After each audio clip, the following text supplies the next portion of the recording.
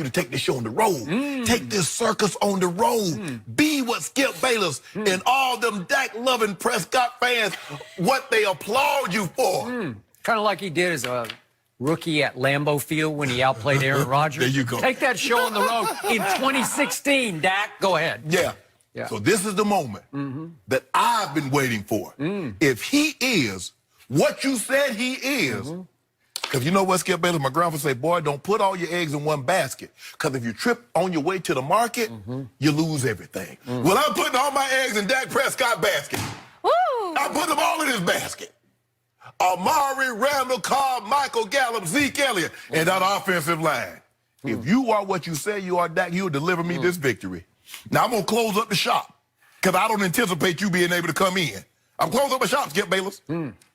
Shay's Restaurant? Yep.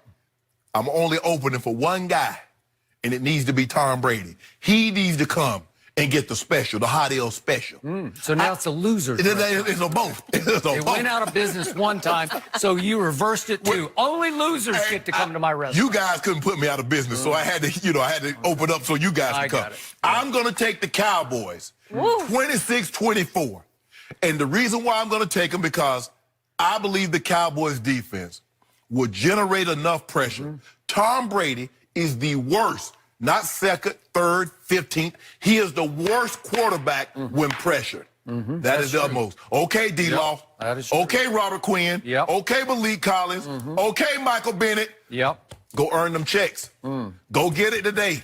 I'm looking. I'm going to be watching that game. I ain't watching no more game. I'm going to have the TV or I'm going to have that one game on because normally I try to watch about 5 or 6 games, Jen. I don't want to watch but one. Really? I don't want to watch but one. I'm going to watch every throw. I'm going to watch every run, every block. So when I come in here on Monday, Skip Bayless, if your guy haven't delivered me from evil, it's going to be trouble.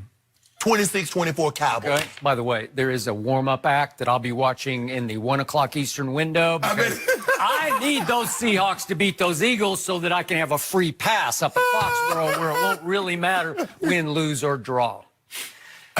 What a shrewd pick by my partner, Shannon Sharp. It was the perfect way out of this, to cover both bases, to talk out of both sides of your mouth, to dare Dak Prescott, show me you're the MVP. Yep. And if he does, you can say, well, I picked him.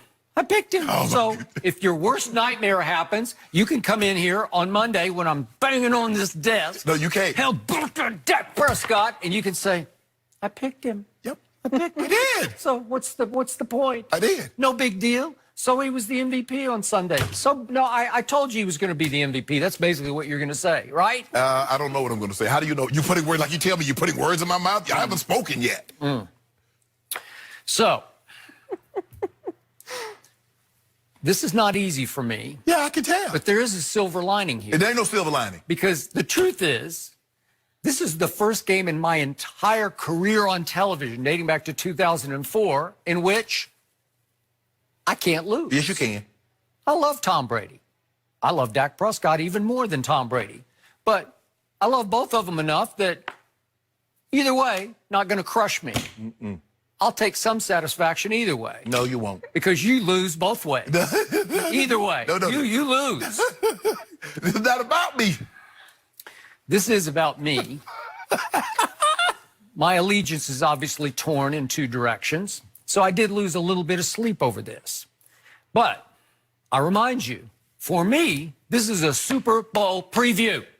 In August, I said, well, actually early September before the season started, I said, sitting in this chair, New England over Dallas in the Super Bowl. Did I not say that? Yeah, that's your pick. Super Bowl preview. So one of us on this show does not ever flip on his picks. One of us just says, I stand by what I said. So because I have New England over Dallas in the Super Bowl, then I have to go New England over Dallas on November 24th in Foxborough. No, you don't have to. Interesting. Yes. Why you got to do that? I'm being consistent. Skip, with you what said I the believe. Super Bowl. This is not the Super Bowl. Well, this is the prelude, and this happens to be in Brady's house, so I think I have to lean slightly to Tom Brady.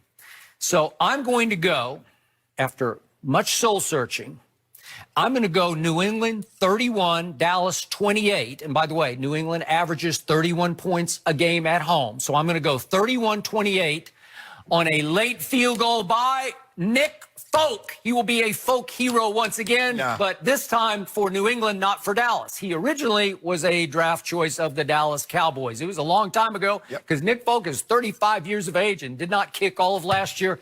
And now he's in the crosshairs for the New England Patriots, the odds-on favorite to win this year's Super Bowl. Nick Folk will make a field goal to win this game, just the way Adam Vinatieri used to make them for Tom Brady. I think it will come down to a field goal. It's a close call for me because I do believe both quarterbacks will have big, great games. I love how you try to do that, Skip Bayless. You think you're slick. You really think you're slick. Oh, I'm so torn. I mean, if I win, Tom Brady, I like him. I like Dak Prescott. So you like Tom Brady, but you love the Cowboys and Dak Prescott, yet you took the guy that you like, Tom Brady, over the team that you've been liking since you were 14. No, 10. 10, okay, 10. How is that possible?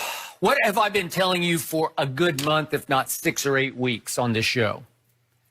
I love my quarterback. I have been right about my quarterback from the start. But you're wrong, gonna be wrong about him this time. I do not love my team this year because I can't find one thing to love except for my quarterback. Oh, stop it. I have told you from the start, and I saw it again at Detroit. At Detroit. Really?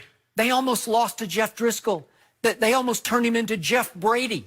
It was an eyesore of a game that got dicey at the end of the game.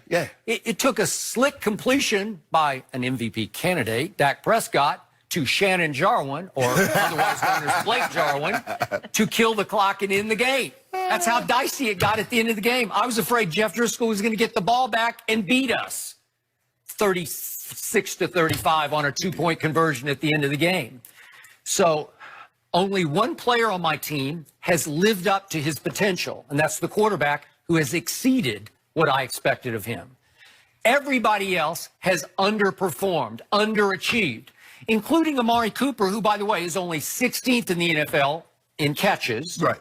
Because it's not his fault. He's just been hurt the whole year. He's been in and out of the lineup the whole year. But think about this, Skip. He's 16th in catching, but 4th in yards. Okay. So he might not get a whole bunch of them, but he does a whole bunch of things. He does a lot of things with it. The reason he's not leading in catches is he's been in and out of Well, he ain't going to lead He on missed Michael the Thomas. whole Jets game. Until Drew Brees retires, Michael Thomas is going to be almost leading the league in catches. All right, but I'm just saying this is a very special connection, and I hope it rises and shines again at Foxborough. Why you wanted to rise and shine? You picked the Patriots. Well, I told you both quarterbacks are going to have big games, good games. This game will be won in 2 areas, Skip. The Cowboys must be what they are and who they are on third down, which is the #1 team on third down by a long shot, and they got to be great in the red zone. You can't kick field goals, especially in New England, and beat that team. So if they're great on third down, if they're great in the red zone, they're going to win comfortably. By the way, my quarterback leads the whole league in passing yards on third and long. Third and long. That's another MVP stat. They're piling up everywhere. Well, he either going to get a boost or his MVP case. Okay. Now, here's my bottom line to this game. I've told you this many times. I do not bet against that number 12, especially when he's at home and when he is heavily doubted. That's when he is most dangerous. And especially when he's up against a defense that, I'm sorry, I cannot trust. The Dallas defense has underperformed all year. I still don't know how the Dallas defense held Drew Brees on a Thursday night late last season at Jerry World to 127 yards passing and a QBR of 15 on a scale of 0 to 100. I still don't understand how that defense in a home playoff game last year shut down the #1 rushing attack in all of pro football, Seattle's, held it to 73 yards rushing, and held Russell Wilson to 150-odd yards passing until the 2-minute warning when he hit little Tyler Lockett for 53 yards. I don't know how they did that because those were two gems. Those are two virtuoso defensive performances, and I haven't really seen one all year from this team. So it boils down to me to Tom Brady at home against the Dallas defense without Leighton Vander Esch. And again, he hasn't had a great year, but he can fly. You got Sean Lee. Okay, but I'm just saying, speed, I'll take Leighton Vander Esch. Cover Leighton Vander Esch. It scares me. Or do I want Dak against the Belichick defense when Dak has lost his best offensive lineman, the number one grade offensive lineman in that across that 5, Lyle Collins, almost certainly will not play. And I don't love Dak without Zeke, because Zeke has been a shell of himself. I'm going to say it one more time. And I just watched him go for a grand total of 45 yards against the 26th worst defense in this league, Detroit's. He went for 45 yards. That's 2.8 a carry. So what's he going to do against Belichick's defense? No, we ain't worried about So Zeke. Dak goes in once again with one arm tied behind his back. No.